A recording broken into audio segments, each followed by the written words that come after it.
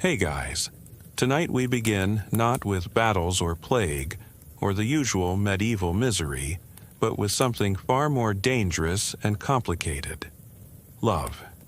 Because believe it or not, falling in love in the Middle Ages was somehow even more likely to get you killed than the Black Death. And that's saying something. From star-crossed lovers who met unfortunate ends to secret affairs that toppled kingdoms, medieval romance was less about happy endings and more about creative ways to destroy your life. So before you get comfortable, take a moment to like the video and subscribe, but only if you genuinely enjoy what I do here. And let me know in the comments where you're tuning in from and what time it is for you. It's always fascinating to see who's joining us from around the world. Now, dim the lights, maybe turn on a fan for that soft background hum, and let's ease into tonight's journey together. So, you're in medieval Europe, and you've done the unthinkable. You've fallen in love. Not with your arranged spouse, not with someone approved by your family's livestock appraiser, but with someone completely, utterly, catastrophically wrong. Maybe they're married, maybe they're a different religion, maybe they're a different social class, or maybe, God forbid, they're someone you actually chose for yourself. Either way, congratulations. You've just signed up for what medieval people called courtly love, and what modern people would call a very expensive therapy session.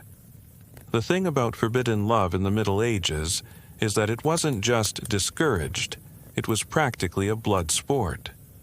The church had opinions about everything, including who you could think about while staring wistfully out castle windows. Society had rules about everything from who could marry whom to who could even speak to whom without a chaperone present. And your family, well, they had plans for you that definitely didn't include your personal happiness. But humans being humans, love found a way. It always does. And when it did, it usually involved secret letters, midnight meetings, elaborate disguises, and an alarming number of people dying tragically in gardens. Because if there's one thing medieval lovers excelled at, it was turning romance into a full-contact sport with a surprisingly high mortality rate. Let's start with perhaps the most famous forbidden love story of all, though you might not recognize the names. Before Romeo and Juliet were even a glimmer in Shakespeare's eye, there were Tristan and Isolde, a tale so scandalous it was told and retold across Europe for centuries. The story goes like this. Tristan, a knight of Cornwall, is sent to Ireland to escort the beautiful Isolde back to Cornwall to marry his uncle, King Mark. Simple enough, right? Wrong. During the voyage, Tristan and Isolde accidentally drink a love potion meant for Isolde and the king. Now, you might think, well, that's convenient. Blame it on the magic potion. But here's the thing about medieval love potions. They weren't get-out-of-jail-free cards. They were curses, eternal, inescapable, soul-destroying curses that doomed you to a lifetime of wanting someone you could never have. So, Tristan and Isolde arrive in Cornwall, madly in love and absolutely screwed. Isolde marries King Mark as planned, because backing out of a royal marriage wasn't really an option unless you enjoyed being executed for treason. But the love potion doesn't care about marriage vows or political alliances. Tristan and Isolde begin a secret affair that lasts for years, meeting in forests, sending coded messages, and generally making everyone around them deeply uncomfortable. The affair doesn't stay secret forever, because medieval courts were basically medieval Twitter, all gossip all the time. When King Mark finally discovers the truth, he doesn't fly into a rage like you might expect. Instead, he finds the lovers asleep in the forest with Tristan's sword placed between them, a symbol of their attempt to remain chaste despite the potion's influence. Mark switches his ring with Isolde's and his sword with Tristan's, leaving them a message. I know, but I also know you're trying to do the right thing. This act of mercy doesn't solve anything, of course. The lovers are still cursed, still married to the wrong people, still doomed to love each other from afar. Different versions of the story and differently, but most involved someone dying tragically. Usually Tristan, often in Isolde's arms, sometimes with both of them expiring from the sheer emotional weight of it all. Because in medieval literature, if true love doesn't kill you, you're probably doing it wrong. The story of Tristan and Isolde became the template for courtly love, that peculiar medieval concept that said the truest, most noble love was the kind you could never have. It celebrated longing over satisfaction, desire over fulfillment, and tragic death over happy marriages, which tells you everything you need to know about medieval people's relationship with happiness. Speaking of relationships with happiness, let's talk about Abelard and Heloise, a real-life love story that makes modern relationship drama look like a children's tea party. Peter Abelard was a brilliant philosopher and theologian in the 12th century Paris, famous for his intellect and, unfortunately for him, his ego. Heloise was his student, the niece of a cathedral canon named Fulbert, and by all accounts, one of the most educated women in France. Abelard was hired to tutor Heloise in philosophy and theology, because apparently no one in the 12th century had heard of the concept of professional boundaries. What started as lessons in logic quickly became lessons in anatomy, and soon the most famous intellectual in Paris was having a secret affair with his teenage student. This would be problematic enough in any era, but in medieval times, when teachers were often clerics and students were supposed to be pure vessels for religious knowledge, it was scandalous beyond belief. The affair continued for months, with Abelard later writing that they spent more time making love than making philosophical arguments. They met in secret, exchanged passionate letters, and generally behaved like people who had never heard of consequences. When Heloise became pregnant, they thought they were clever and arranged a secret marriage. This solved exactly nothing, because Abelard was a cleric, and clerics weren't supposed to marry. So they kept the marriage secret, which meant Heloise was still technically a fallen woman, and Abelard was still technically a hypocrite. Enter Uncle Fulbert, who had figured out what was happening and was, unsurprisingly, not pleased. In medieval times, a man's honor was tied directly to the virtue of the women in his household. Heloise's fall from grace was also his fall from grace, and in a society where reputation was everything, this was essentially a death sentence for his social standing. Fulbert's revenge was swift and brutal. He hired a group of men to break into Abelard's chambers at night and castrate him. Yes, you read that correctly. They literally removed his ability to continue the relationship that had caused so much trouble. Abelard survived, but his career as a lover was definitively over. The aftermath was just as dramatic as the crime. Abelard, humiliated and physically altered, retreated to a monastery. Heloise, at his urging, became a nun. Their son was raised by Abelard's family in the countryside, and their love story became a legend, preserved in a series of letters they exchanged years later when they were both safely celibate. These letters, which still survive today, are some of the most passionate love letters ever written. In them, Heloise confesses that she became a nun not out of religious devotion but out of love for Abelard, that she would rather be his mistress than any other man's wife, and that she regrets nothing about their affair except its ending.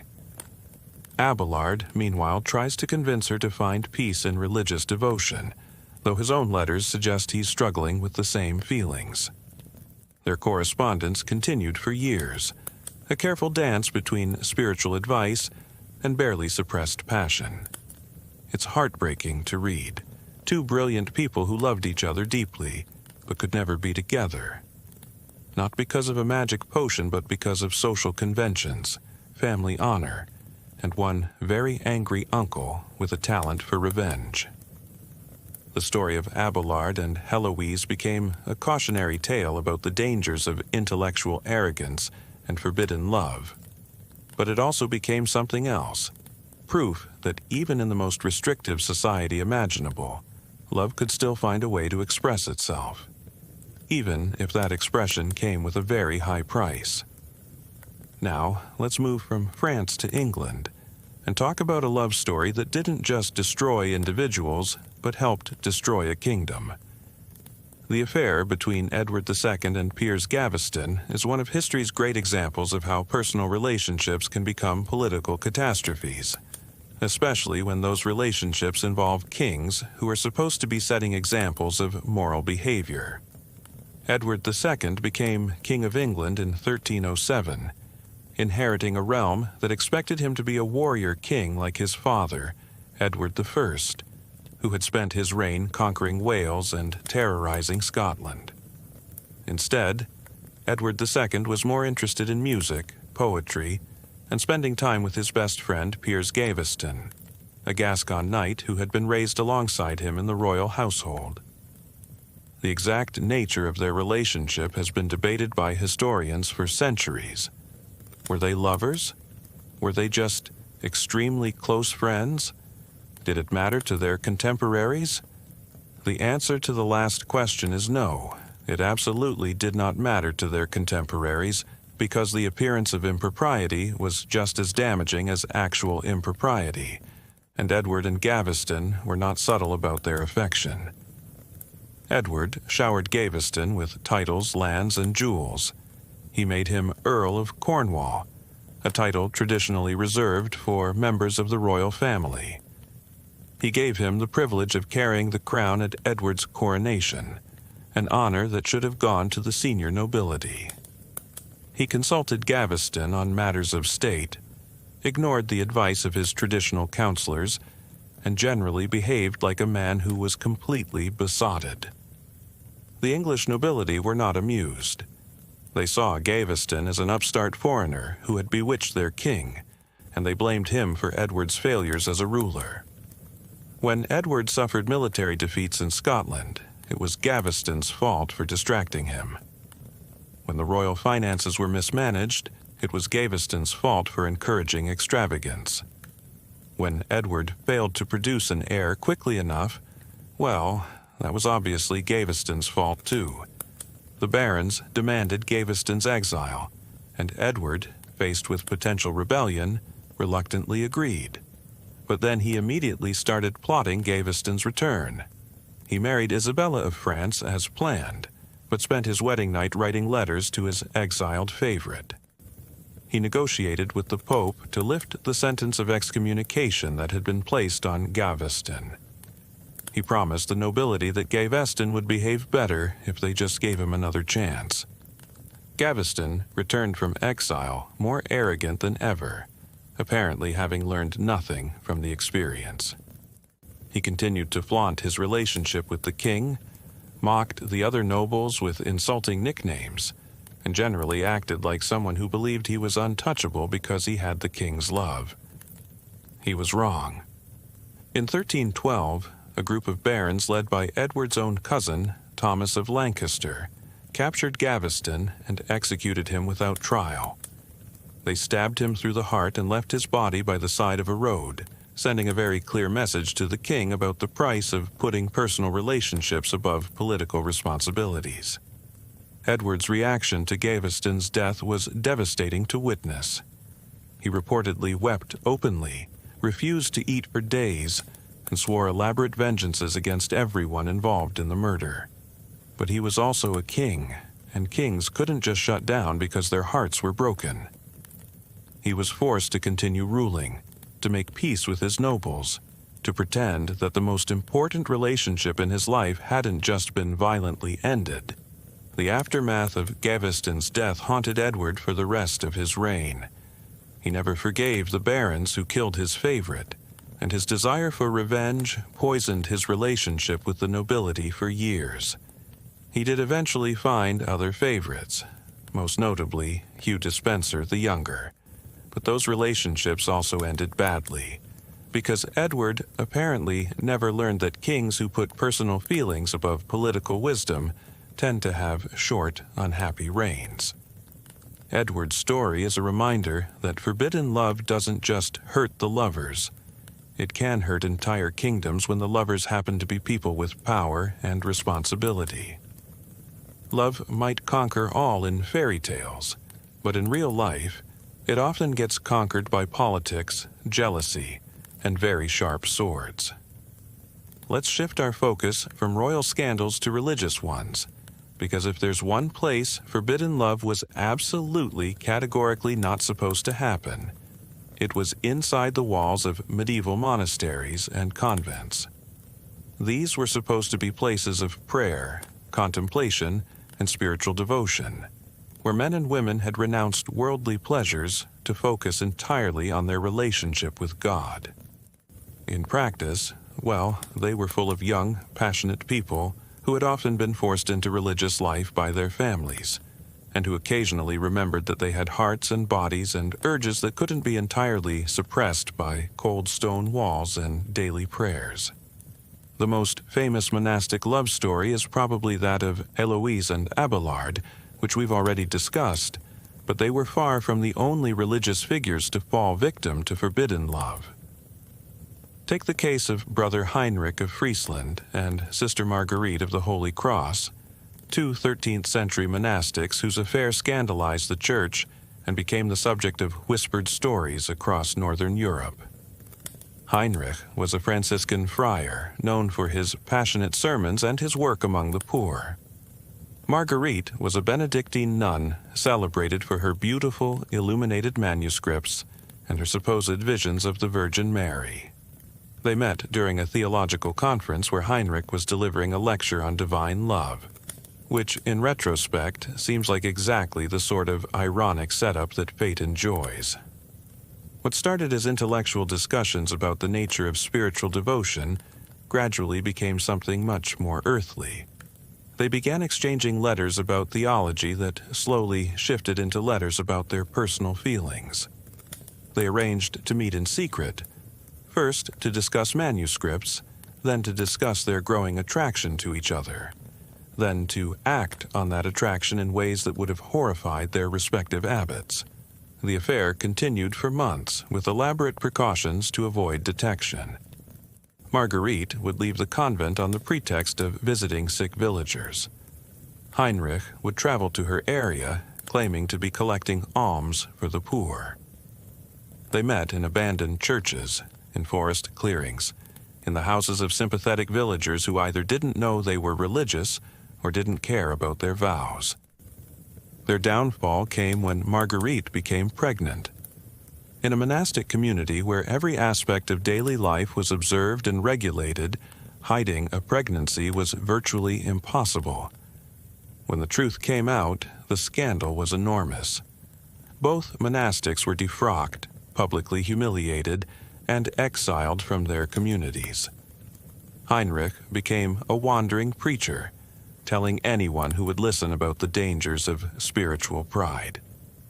Marguerite disappeared entirely from the historical record, though some accounts suggest she died in childbirth. Their story became a cautionary tale told in monasteries across Europe, a reminder that even those who had dedicated their lives to God were not immune to the temptations of the flesh. But it also became something else. A tragic love story about two people who found each other in the most unlikely place and paid the ultimate price for following their hearts instead of their vows. The Church's response to such scandals was typically harsh, but also revealing of just how common these infractions actually were. If monastic love affairs were rare, they wouldn't have needed such elaborate punishments and preventive measures. The fact that church law included detailed procedures for dealing with pregnant nuns and runaway monks suggests that these situations arose with depressing regularity.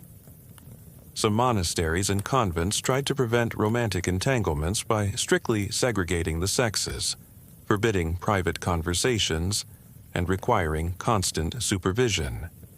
Others took a more practical approach, quietly transferring problematic individuals to distant communities where temptation would be reduced. A few simply looked the other way, calculating that a discreet affair was better than a public scandal. But perhaps the most interesting response was the way medieval theology tried to accommodate the reality of human passion within religious life. The concept of spiritual marriage allowed some religious figures to maintain intense emotional relationships while claiming they remained physically chaste. The tradition of mystical union with Christ provided an outlet for passionate feelings that might otherwise have been directed toward human lovers. And the cult of courtly love actually developed partly within monastic communities, where clerics, familiar with both divine and earthly love, created elaborate literary fantasies about impossible romantic relationships. The irony is that medieval monasteries, designed to suppress human passion, actually became laboratories for understanding it. The letters between religious lovers, the poems written by lovesick monks, the theological treatises that tried to distinguish between spiritual and carnal desire. All of these contributions to our understanding of love came from people who were supposedly above such earthly concerns.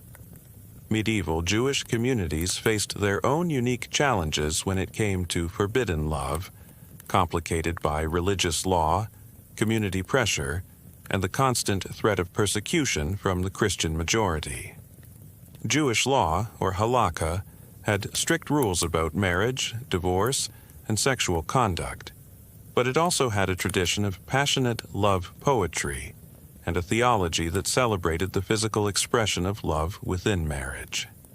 The tension between these elements created its own category of forbidden romance.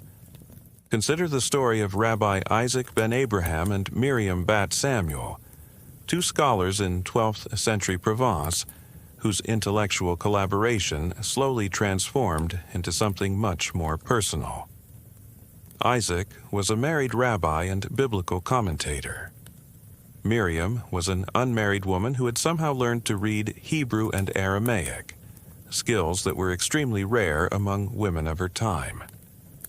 They began corresponding about textual interpretations, Miriam sending Isaac questions about difficult passages in the Talmud, and Isaac responding with detailed explanations.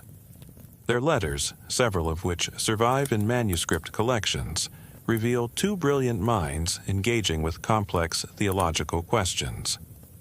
They also reveal, in increasingly personal asides and comments, two people falling in love.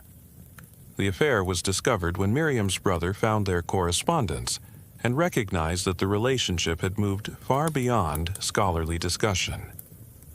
In a small Jewish community where everyone knew everyone else's business, the scandal was immediate and devastating. Isaac's wife demanded a divorce.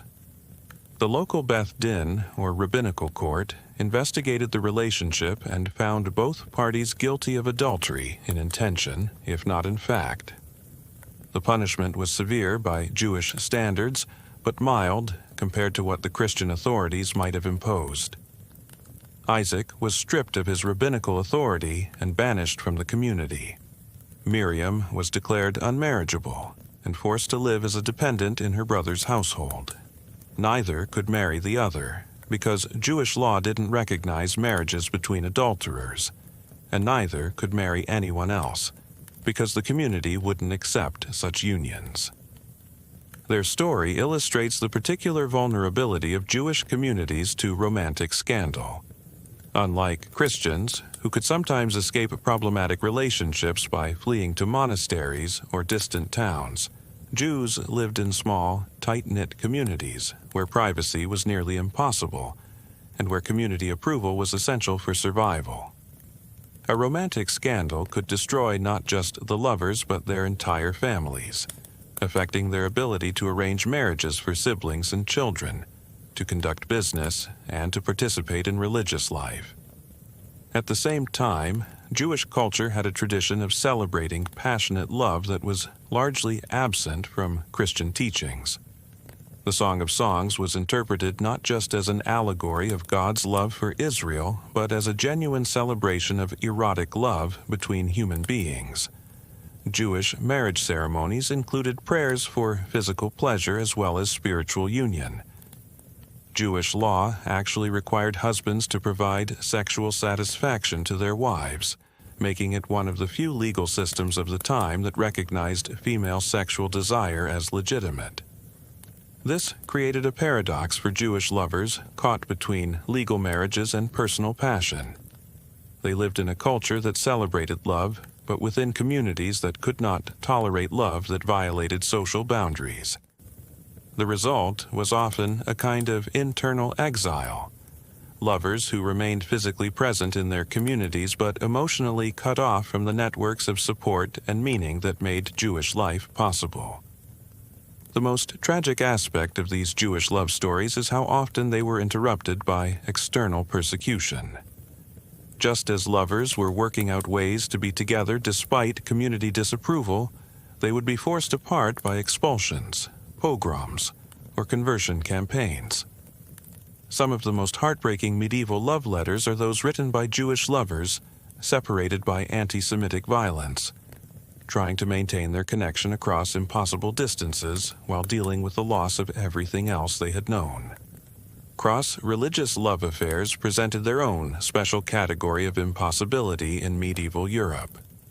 In a time when religious identity was not just personal belief but political allegiance, social status, and often a matter of life and death, falling in love across religious lines was not just forbidden but potentially lethal. The most common scenario involved Christian women and Jewish men, partly because Jewish communities were more likely to live in close proximity to Christian populations, and partly because Christian women had slightly more freedom of movement than their Jewish counterparts. These relationships were not just socially impossible but legally prohibited. Christian canon law forbade marriage between Christians and non-Christians. Jewish law was equally restrictive, and secular authorities often treated such relationships as forms of treason. One documented case from 13th century England involved a Christian merchant's daughter named Eleanor and a Jewish moneylender named David ben Solomon. They met when Eleanor's father borrowed money from David to finance a trading expedition. What began as occasional business meetings gradually developed into a secret relationship that lasted for over a year. Their affair was discovered when Eleanor became pregnant and could no longer hide her condition. Under questioning from church authorities, she revealed the father's identity. David was immediately arrested and charged with corrupting a Christian woman, a crime that carried the death penalty. Eleanor was declared a fallen woman and sent to a convent for the rest of her life. David's fate was sealed not by his relationship with Eleanor but by the political circumstances of the time. King Edward I was in the process of expelling all Jews from England, and David's case became a useful pretext for demonstrating the dangers that Jews supposedly posed to Christian society. He was publicly executed in front of a crowd that included Eleanor, who was forced to watch as a warning about the consequences of her choices. Their story illustrates the way personal relationships became entangled with larger political and religious conflicts. Eleanor and David were not abstract symbols of Christian-Jewish relations. They were real people who fell in love and paid with their lives for the accident of being born into incompatible religious communities. Similar stories played out across medieval Europe, wherever religious communities lived in proximity. In Spain, before the Reconquista, there were documented relationships between Christians, Muslims, and Jews that sometimes resulted in conversions, sometimes in secret marriages, and sometimes in tragic separations when political circumstances changed. In the Crusader states, European knights occasionally fell in love with local Christian or Muslim women, creating relationships that violated both religious and ethnic boundaries. The tragedy of these cross-religious love affairs was not just their impossibility, but the way they revealed the human cost of religious hatred. These were often relationships between people who had much in common, similar social backgrounds, compatible personalities, shared interests, but who were divided by abstract theological differences that they themselves might not have cared much about. Love showed them how arbitrary these divisions were, but society showed them how deadly those arbitrary divisions could be. Medieval literature tried to address these impossible situations through fantasy and allegory. The story of Floire and Blanchefleur, for example, tells of a Christian princess and a Muslim prince who overcome religious differences through the power of true love. But these literary solutions only emphasized how impossible such outcomes were in real life. Medieval audiences could enjoy stories about love conquering religious prejudice precisely because they knew it could never actually happen. The aristocracy had their own special category of forbidden love, complicated by politics, inheritance law, and the fact that their romantic choices could literally cause wars. Noble marriages were diplomatic treaties disguised as love stories, and noble adultery was often indistinguishable from treason. This made aristocratic love affairs not just personally dangerous, but potentially catastrophic for entire kingdoms. The affair between Lancelot and Guinevere, though fictional, perfectly captures the impossible situation of aristocratic lovers. Lancelot is Arthur's greatest knight, bound by oaths of loyalty and service. Guinevere is Arthur's wife, the queen whose honor reflects the honor of the entire realm. Their love is not just adultery, but treason. Not just personal betrayal, but political catastrophe. When their affair is discovered, it doesn't just destroy their relationship, it destroys Camelot itself. Real aristocratic love affairs followed similar patterns.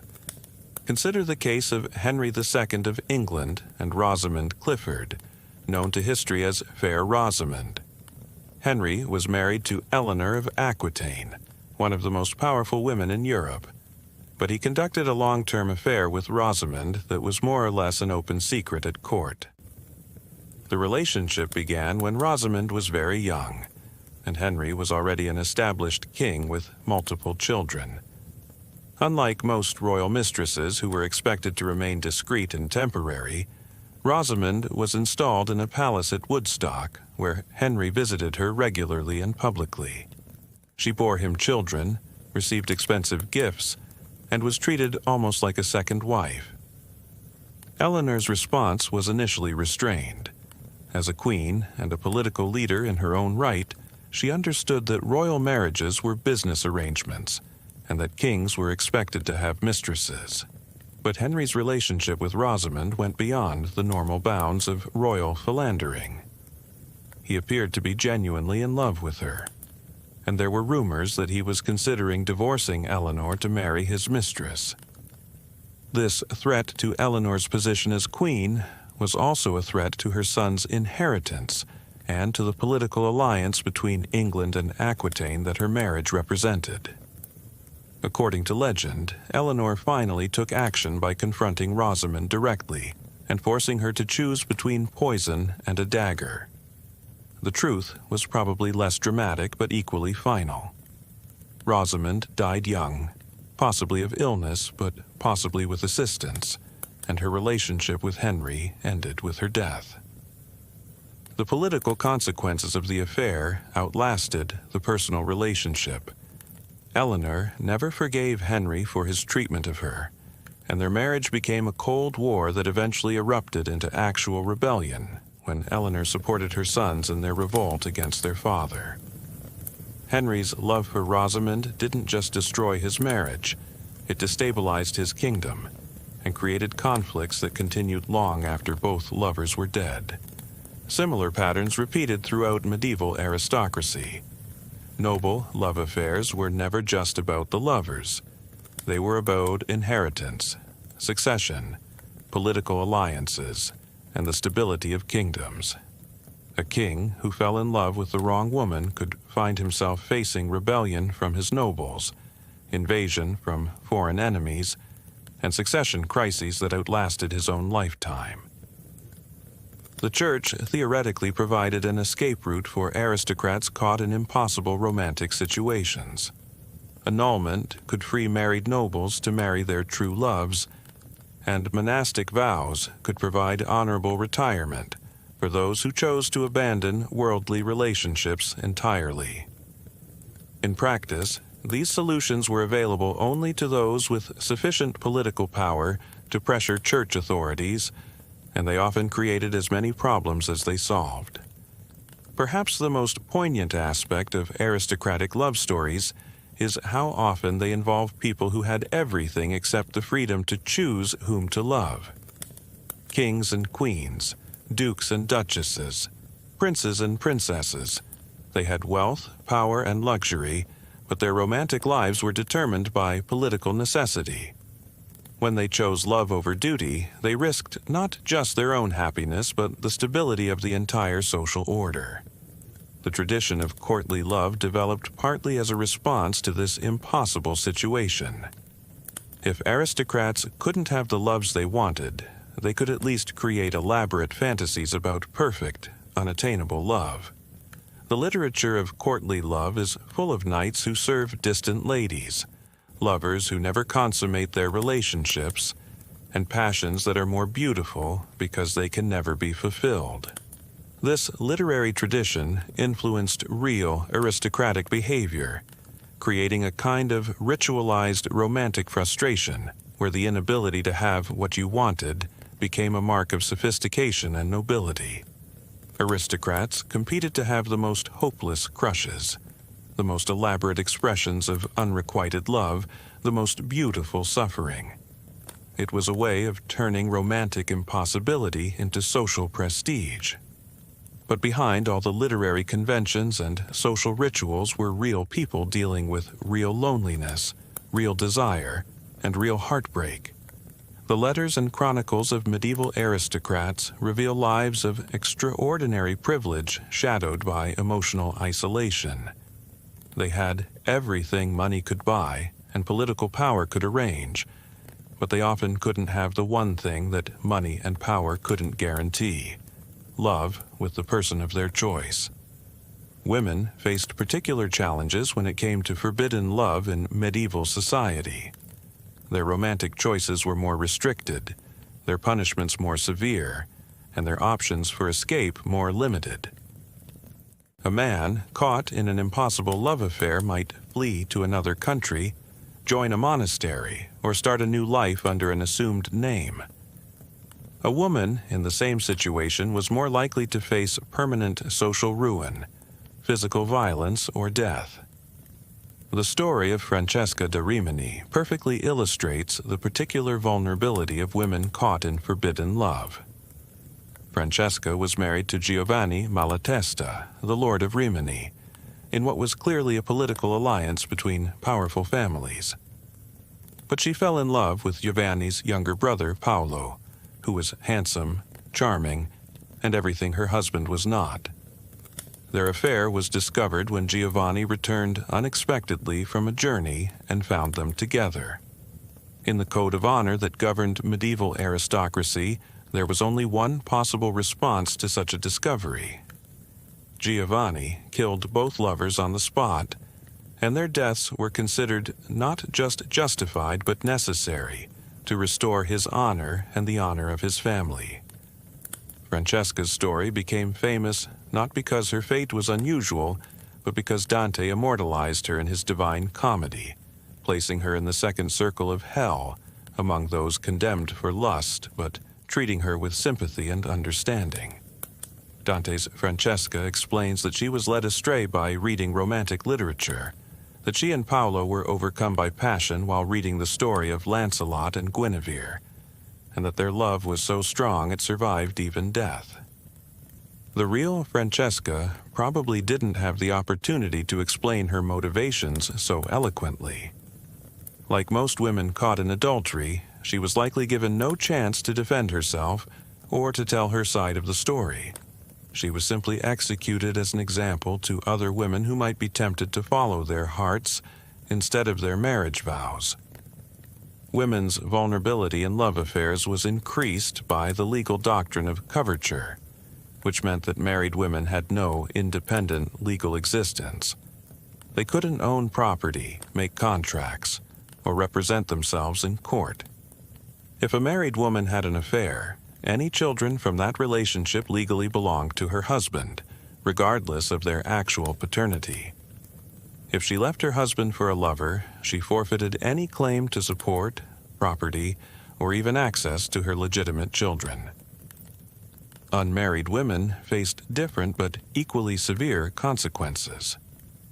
A woman who lost her virginity outside marriage was considered damaged goods, unlikely to find a husband, and unable to support herself in a society that offered few respectable occupations for women. If she became pregnant, she faced the choice between infanticide, abandonment of the child, or permanent social ostracism. The Church's attitude toward women in love was particularly harsh.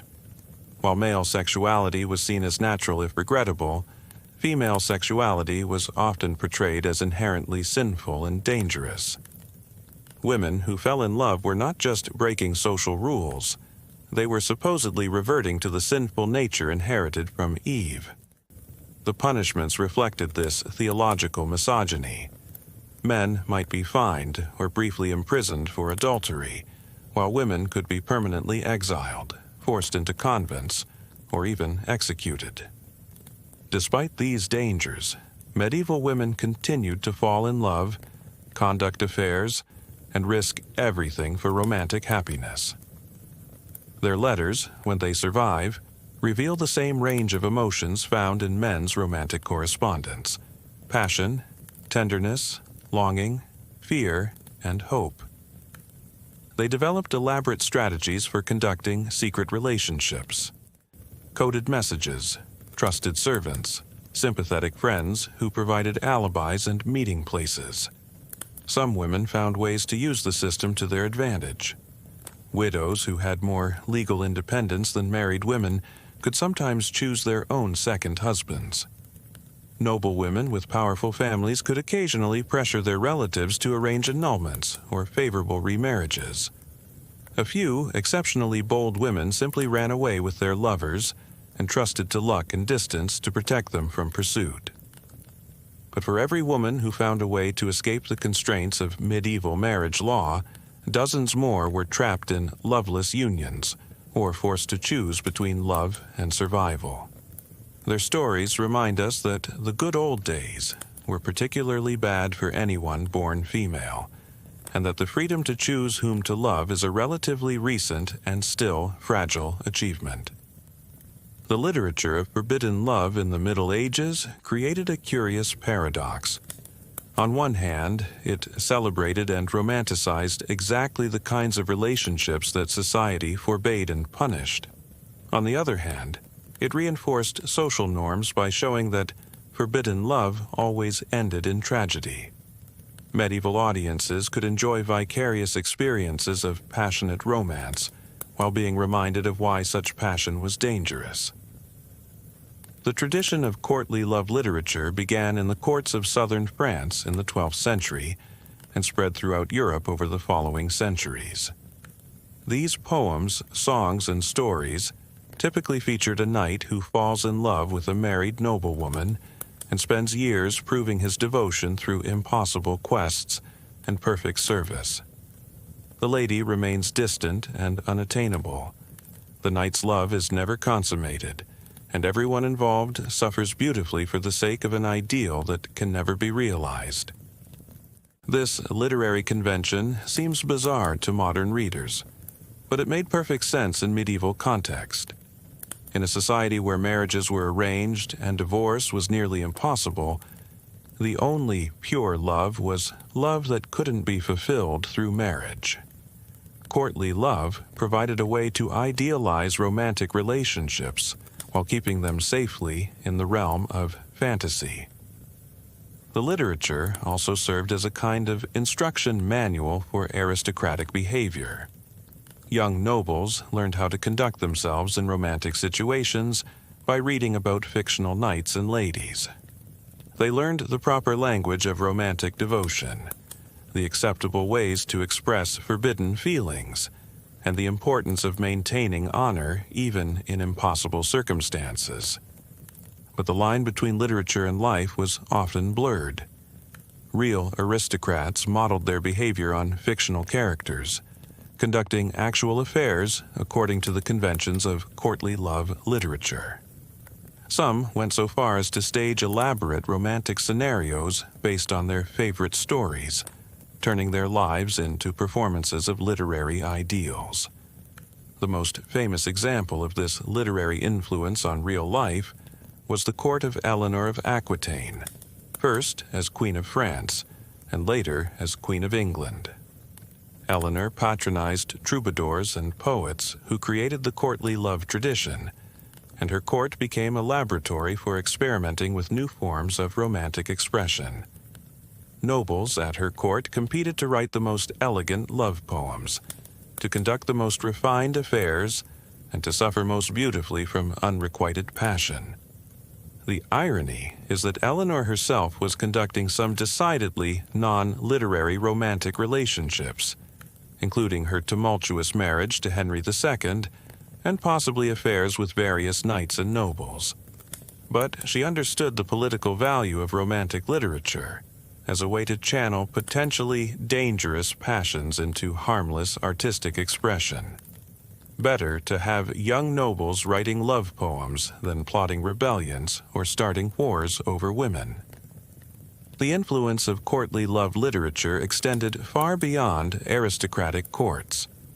Merchants and artisans in medieval cities began adopting the language and conventions of noble romance, writing love letters filled with literary allusions, and conducting their own affairs according to romantic ideals borrowed from aristocratic culture. This democratization of romantic literature created new possibilities for forbidden love, but also new dangers, as people without political protection tried to live like characters in stories written for and about the nobility. Perhaps the most tragic aspect of medieval forbidden love was how often it intersected with the broader violence and instability of the time. Just as lovers were finding ways to overcome social obstacles, they would be separated by war, plague, religious persecution, or political upheaval. The letters and chronicles of the period are full of love stories interrupted by crusades, affairs ended by siege warfare, and marriages destroyed by the Black Death. Consider the case of Sir Geoffrey de Montfort and Lady Catherine de Beaumont, whose secret correspondence was discovered in the ruins of a castle destroyed during the 100 Years' War. Their letters, preserved by accident in a sealed chamber that survived the destruction, tell the story of a relationship that lasted for over a decade, despite the fact that they were married to other people and lived hundreds of miles apart. Geoffrey was a knight in service to the English crown, frequently away on military campaigns. Catherine was the wife of a French lord who spent most of his time at court in Paris. They met during a brief truce when Geoffrey was part of a diplomatic mission to France, and they apparently fell in love instantly and completely. Their correspondence began as formal diplomatic communication, but quickly became intensely personal. Geoffrey wrote to Catherine about his fears before battles, his loneliness during long campaigns, and his dreams of a future where they could be together openly. Catherine responded with equal passion, describing her unhappiness in her marriage, her longing for Geoffrey's company, and her fantasies about running away together to Italy or Spain, where no one would know their histories. They managed to meet in person only 3 times over the course of their relationship, always in secret and always briefly. The rest of their love affair was conducted entirely through letters carried by trusted servants who risked their lives to maintain the correspondence. The physical distance that kept them apart also protected them from discovery for many years. Their affair finally ended not through exposure, but through Geoffrey's death in the Battle of Poitiers in 1356. Catherine's final letter to him, written before she knew of his death, is a heartbreaking document that reveals the emotional cost of loving someone you can never openly claim. She writes about growing old waiting for him, about the difficulty of pretending to be a dutiful wife while her heart belongs to someone else, and about her fear that they are both wasting their lives on an impossible dream. The discovery of their letters centuries later created a sensation among historians and literary scholars, partly because they provided such intimate access to medieval emotional life, and partly because they challenged romantic assumptions about the nature of courtly love. These were not ethereal, spiritualized relationships, but intensely physical and emotional connections between real people dealing with real obstacles and real heartbreak. The correspondence also revealed the elaborate networks of servants, friends, and sympathizers who made secret relationships possible in medieval society. Geoffrey and Catherine couldn't have maintained their affair without the help of at least a dozen people who carried messages, provided alibis, arranged secret meetings, and kept their secrets for over a decade. The survival of forbidden love often depended on the kindness of strangers and the loyalty of servants who had their own reasons for sympathizing with impossible romance. Medieval medical knowledge added another layer of complexity to forbidden love relationships. Physicians of the time believed that lovesickness was a genuine medical condition that could cause physical illness and even death. The symptoms included loss of appetite, sleeplessness, fever, melancholy, and in severe cases, complete mental breakdown. Love was literally considered dangerous to one's health. This medical understanding of love had practical consequences for how forbidden relationships were handled. Families sometimes called in physicians to treat relatives who were suffering from unrequited love or inappropriate attractions. The prescribed treatments included bloodletting, purging, changes in diet, and, in extreme cases, exile to a different climate where the patient would be removed from the source of their romantic distress. Some physicians specialized in treating lovesickness and developed elaborate theories about how romantic passion affected the body and mind. They distinguished between different types of love and prescribed different treatments accordingly. Love based on physical attraction was considered easier to cure than love based on spiritual or intellectual connection. Love for someone unattainable was thought to be more dangerous than love for someone merely inappropriate. The most famous medieval medical text on love was written by a Persian physician known in the West as Avicenna, whose Canon of Medicine included detailed discussions of love as both disease and cure. According to Avicenna, the early stages of love could be beneficial to health, providing energy and motivation. But prolonged unrequited love could literally kill through a process of physical and mental deterioration. Medieval physicians also understood that love could be contagious, spreading through communities like any other disease. They warned against exposing young people to romantic literature, passionate music, or the company of those already afflicted with love. Some monasteries banned certain books and songs specifically because they were thought to inspire dangerous romantic feelings. This medical model of love had the unintended consequence of legitimizing romantic suffering. If love was a disease, then lovers were patients deserving sympathy rather than criminals deserving punishment. Some people used claims of lovesickness to excuse inappropriate behavior or to gain sympathy for forbidden relationships. Others used the medical language of love to describe their feelings in ways that seemed scientific rather than sinful. The intersection of medicine and romance also created new opportunities for forbidden lovers to meet. Physicians who specialized in treating lovesickness sometimes served as go-betweens for their patients, carrying messages and arranging meetings under the guise of medical treatment. Some doctors developed reputations for being particularly sympathetic to romantic complaints and attracted patients from across Europe who were seeking not just medical treatment but romantic counseling. The role of servants and intermediaries in facilitating forbidden love cannot be overstated. Medieval society was highly stratified, but it was also highly interconnected through networks of service, obligation, and personal loyalty. Servants moved freely between social levels, carrying messages and information that their masters and mistresses could not communicate directly. The most famous literary example of this is the nurse in Romeo and Juliet, but real medieval servants performed similar functions in countless forbidden love affairs. They carried letters, arranged meetings, provided alibis, and sometimes even impersonated their employers to facilitate romantic encounters. Their ability to move invisibly through society made them invaluable to lovers who needed to communicate across social boundaries. Some servants developed reputations as specialists in romantic intrigue. They commanded high wages for their discretion and skill, and they sometimes developed elaborate networks of contacts in different households who could assist with particularly complex romantic schemes. A few servants became so well known for their abilities that nobles would specifically request their services when planning affairs or secret marriages. The loyalty of servants to their employers' romantic interests sometimes conflicted with their other obligations, creating complex moral dilemmas. A servant who helped facilitate an affair might also be betraying the spouse of their employer or violating their own religious beliefs.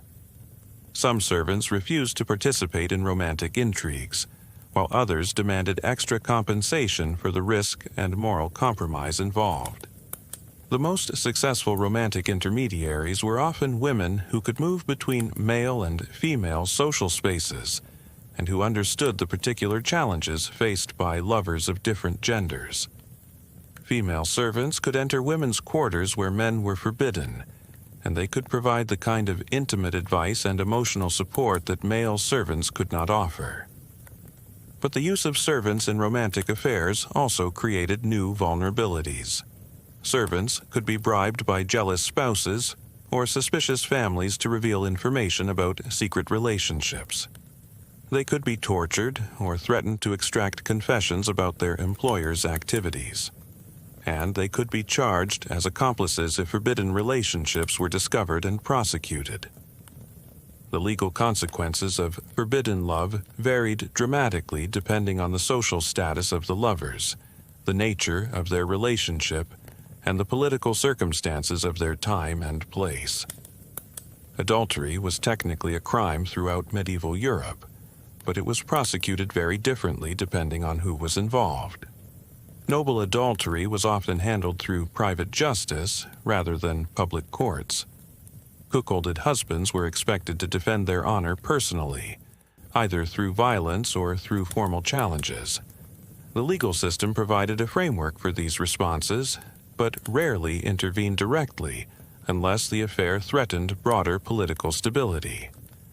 Peasant adultery was more likely to be prosecuted through local courts, with punishments ranging from fines to public humiliation to banishment from the community. The severity of punishment often depended on whether the affair had produced children who might complicate inheritance arrangements, or whether it had caused public scandal that disrupted community order.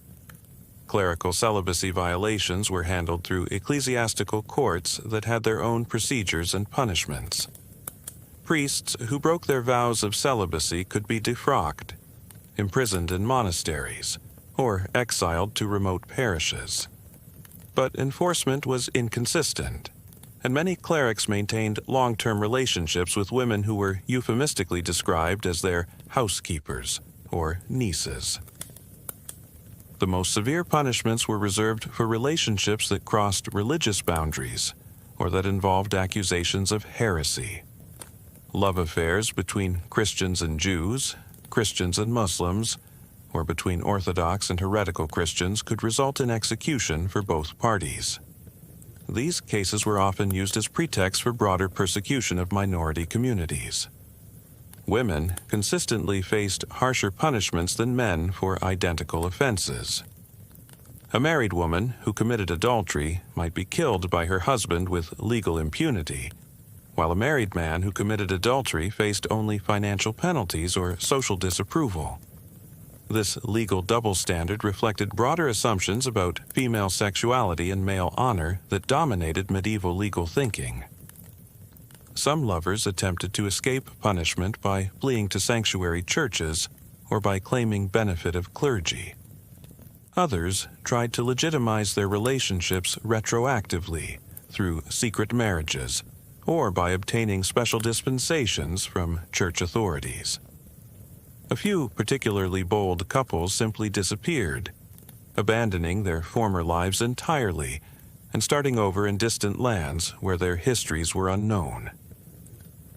The enforcement of laws against forbidden love was often hampered by practical considerations.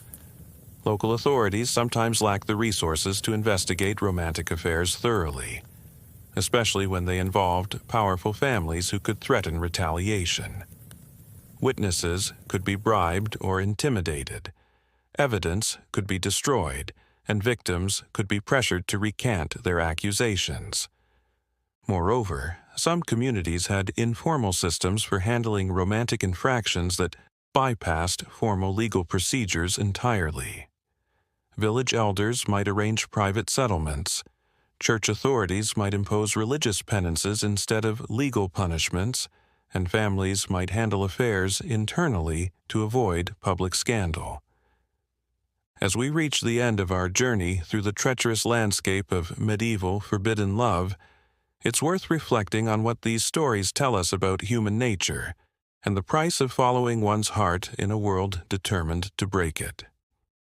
The lovers we've encountered tonight, from the legendary Tristan and Isolde to the real-life tragedy of Abelard and Heloise, from the political catastrophe of Edward II and Piers Gaveston, to the countless unknown couples whose letters were discovered in ruined castles and abandoned monasteries, all shared one thing in common. They chose love over safety, passion over prudence, and personal happiness over social expectations. Their stories remind us that love has always been complicated, dangerous, and transformative. The medieval world tried to contain romantic passion within strict social boundaries, to channel it into acceptable forms, and to punish those who refused to conform. But love, being love, found ways to flourish even in the most restrictive circumstances. It expressed itself in secret letters and coded poems, in stolen moments and elaborate deceptions, in tragic deaths and lifelong suffering. Perhaps most remarkably, medieval forbidden love gave birth to literary and cultural traditions that still shape how we think about romance today. The idea of love as a transformative force, the celebration of passion over pragmatism, the notion that true love is worth any sacrifice, all of these concepts emerged from a culture that officially condemned such feelings but couldn't stop feeling them. The legacy of medieval forbidden love is complex and contradictory.